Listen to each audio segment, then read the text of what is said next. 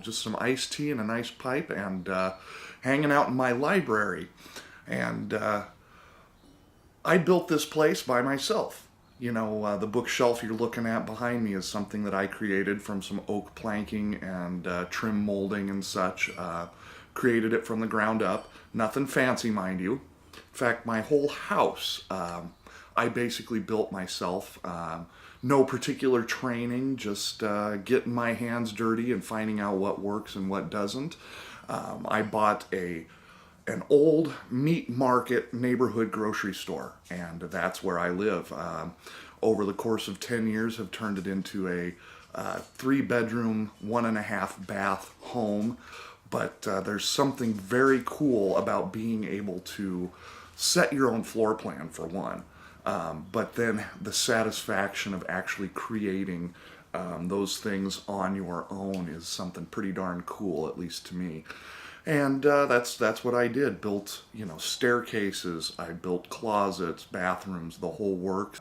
I have to tell you, the reward for that is something pretty special. And, some of you know what I'm talking about because you play with engines or you play with wood. You do those kind of things too. But I think maybe what makes that cooler for me is the fact that I'm actually a graphic artist. I don't have construction skills per se. I had, my dad was pretty cool.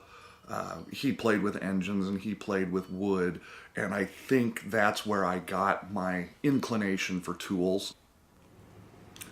You guys know as well as I do, it takes some time to pack a pipe and to light it and to sit and enjoy it. And, the same goes with any project that you're hands-on with. It takes time, and you appreciate the nuances of what you're doing, and that's where the reward comes in.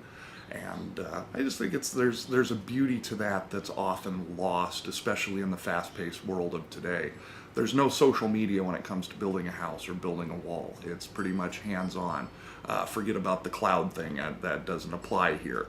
I would love to hear from you guys in terms of whether or not there's stuff that you build or create or modify, make, fix. I just think this is a very interesting thing, and sadly, in this everybody has to have a college degree world that we live in, some of the things that you and I do with our hands is becoming kind of a lost art.